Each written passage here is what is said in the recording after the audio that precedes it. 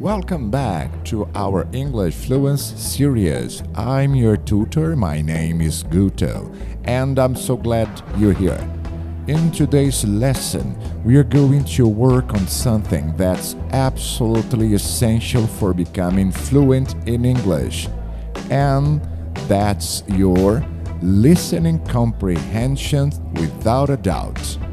Here's how this lesson works.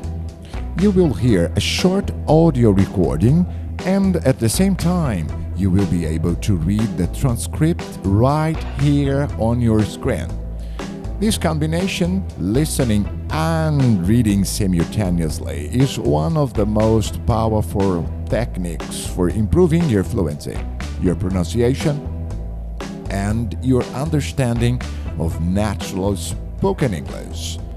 The audio comes from an IELTS test, one of the most respected English proficiency exams in the world. Today's section features a tour guide named Lou Miller, who is welcoming passengers aboard a trip along the Tasmanian coast in Australia. Listen to her voice, notice her intonation, the way she pauses, the words she stresses. These are all clues to meaning. After the audio, we'll test your comprehension with 5 open questions, so be ready for that. Then, we'll dive into some key vocabulary from the text so you can add these words and expressions to your everyday English. Are you ready? Let's go. So, hello everyone. My name's Lou Miller, and I'm going to be your tour guide today as we take this fantastic boat trip around the Tasmanian coast. Before we set off, I just want to tell you a few things about our journey. Our boats aren't huge, as you can see. We already have 3 staff members on board, and on top of that, we can transport a further 15 people, that's you, around the coastline. But please note, if there are more than 9 people on either side of the boat, we'll move some of you over. Otherwise, all 18 of us will end up in the sea. We've recently upgraded all our boats. They used to be jet black, but our new ones now have these comfortable dark red seats and a light green exterior in order to stand out from others and help promote our company. This gives our boats a rather unique appearance, don't you think? We offer you a free lunchbox during the trip, and we have 3 types. Lunchbox 1 contains ham and tomato sandwiches. Lunchbox 2 contains a cheddar cheese roll, and Lunchbox 3 is salad-based and also contains eggs and tuna. All 3 lunchboxes also have a packet of crisps and chocolate bar inside. Please let staff know which lunchbox you prefer. I'm sure I don't have to ask you not to throw anything into the sea. We don't have any bins to put litter in, but Jess, myself, or Ray, our other guide, will collect it from you after lunch and put it all in a large plastic sack. Okay, before we go on with the next part of the listening, let's work on some vocabulary given here for you to practice. Remember that you have to repeat all the examples given. So let's begin. A tour guide. A person whose job is to show tourists around the place and give them information. Listen and repeat the example. Our tour guide knew every historical fact about the city.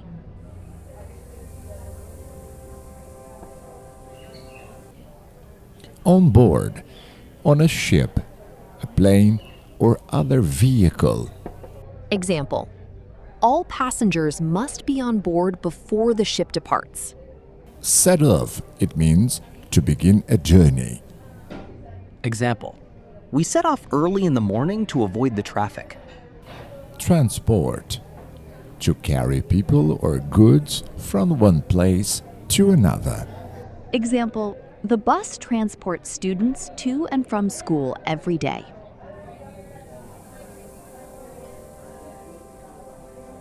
Exterior. the outside surface or something, especially a building or a vehicle. Example, the exterior of the museum was painted white, but the interior was full of color.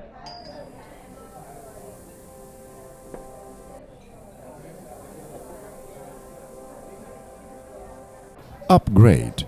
To improve something by replacing it with a newer or better version.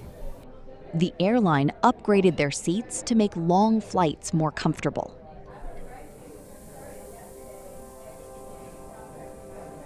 Stand out.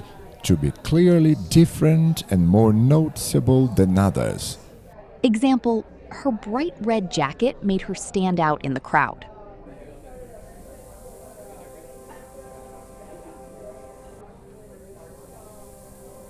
Promote.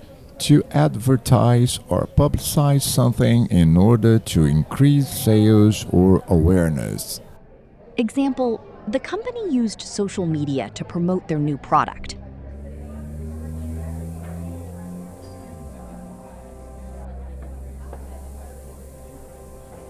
End up. To finally reach a place or situation, often unexpectedly.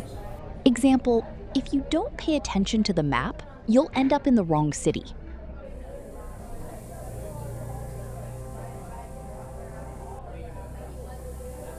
Crisps. Thin slices of potato that have been fried until crispy. This is British English.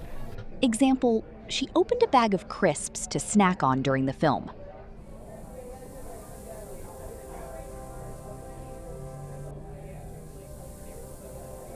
Litter.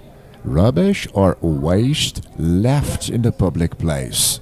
Example, it is illegal to drop litter in the streets in many countries.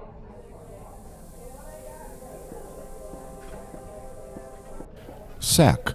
A large bag, usually made of paper, plastic, or cloth. Example, he carried the potatoes home in a large sack.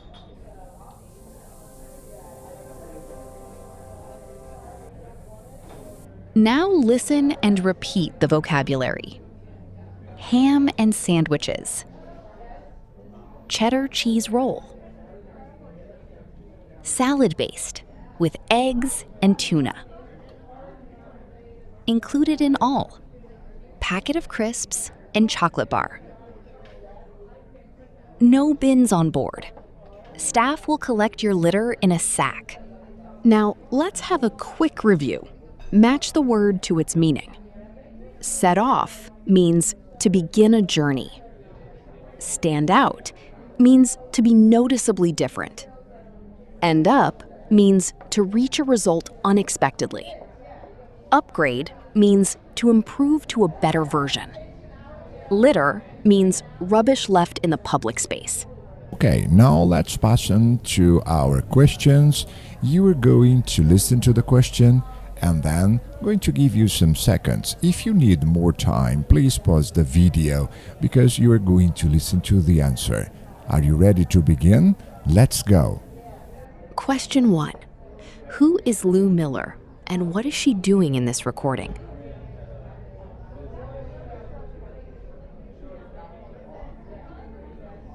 Lou Miller is the tour guide for a boat trip along the Tasmanian coast. In this recording, she is welcoming the passengers and giving them important information before the trip begins. Question 2. How many people in total can be on the boat at one time, including staff? What rule exists about how they must be distributed?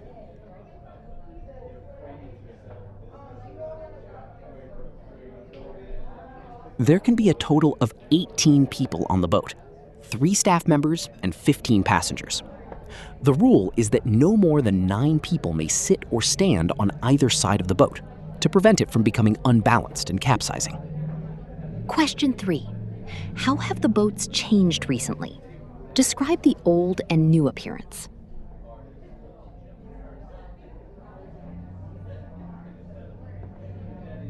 The boats used to be jet black. After the recent upgrade, they now feature dark red seats on the inside and a light green exterior. The new color scheme is intended to make the boats stand out from competitors and promote the company. Question 4. What food options are available to passengers? Describe each lunchbox option.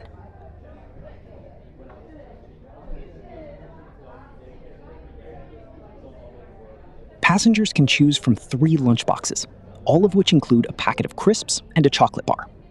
Lunchbox 1 contains ham and tomato sandwiches. Lunchbox 2 has a cheddar cheese roll. Lunchbox 3 is salad-based and also includes eggs and tuna. Question 5. What should passengers do with their rubbish after lunch? Why is this instruction necessary?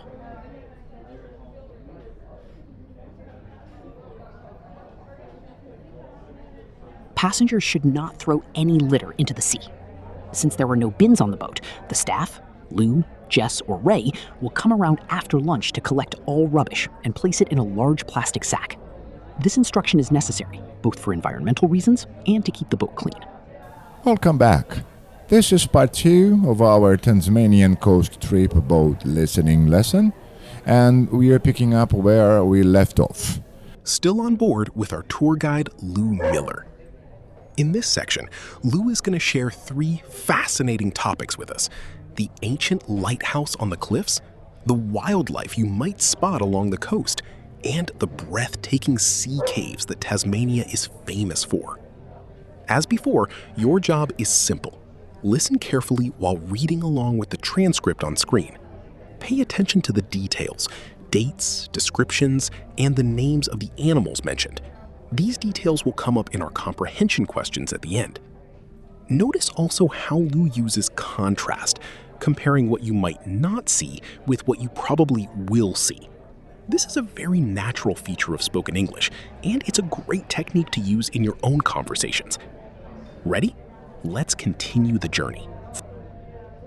The engine on the boat makes quite a lot of noise, so before we head off, let me tell you a few things about what you're going to see.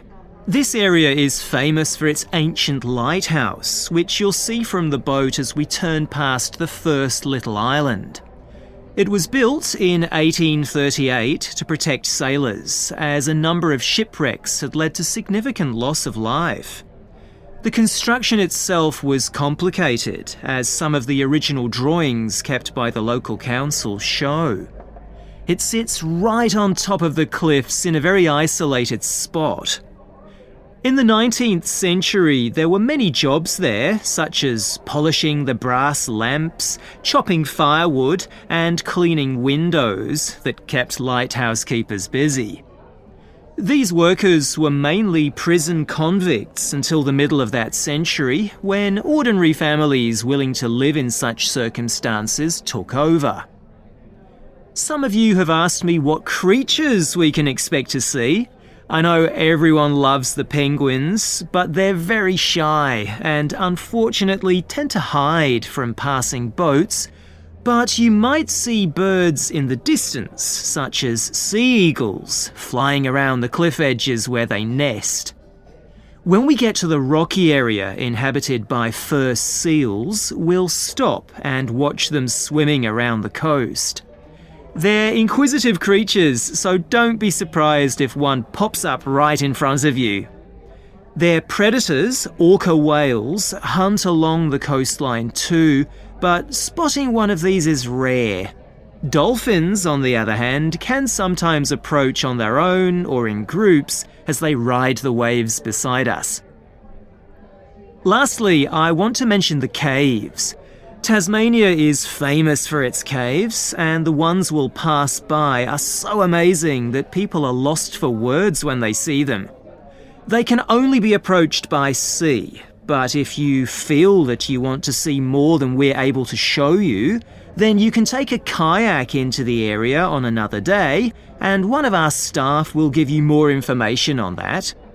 What we'll do is to go through a narrow channel, past some incredible rock formations, and from there we'll be able to see the openings to the caves, and at that point we'll talk to you about what lies beyond. Okay, fellow students, let's pass on to our questions. Are you ready to answer them? Read each question carefully. Answer in your own words, in complete sentences. Question 1. Why was the lighthouse built And when? What evidence suggests its construction was difficult? The lighthouse was built in 1838 to protect sailors from shipwrecks that had already caused many deaths in the area. Evidence that its construction was complicated can be seen in the original architectural drawings, which are still kept by the local council. Question 2. Who worked at the lighthouse in the 19th century, and how did that change over time? In the early 19th century, the lighthouse was mainly staffed by prison convicts. By the middle of that century, ordinary families who were willing to live in such an isolated and demanding environment took over those duties. Question 3. Which animals are passengers likely or unlikely to see during the trip? Explain the difference. Passengers are unlikely to see penguins, as they are very shy and tend to hide from boats passing by. They are more likely to see sea eagles flying near the cliff edges, fur seals swimming in the rocky areas, and possibly dolphins riding the waves alongside the boat. Orca whales also live in the area, but are rarely spotted. Question 4. How are the fur seals described? What behavior should passengers be prepared for? Fur seals are described as inquisitive creatures. Because they are naturally curious, passengers should not be surprised if a seal suddenly appears very close to them, even right in front of the boat, while they're watching them near the rocky coastline. Question 5. What will passengers be able to see of the caves during the boat trip? What option exists if they want a closer look? During the boat trip, passengers will pass through a narrow channel with rock formations and will be able to see the entrances to the caves from the water. The caves can only be accessed by sea. For those who want to explore further, the option exists to return on another day by kayak, and a staff member will provide more details about this. And that's all for today. Excellent work! Keep listening, keep reading, and keep building your fluency, one lesson at a time.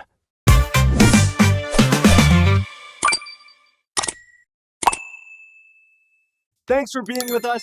See you on our next video. Let's speak up!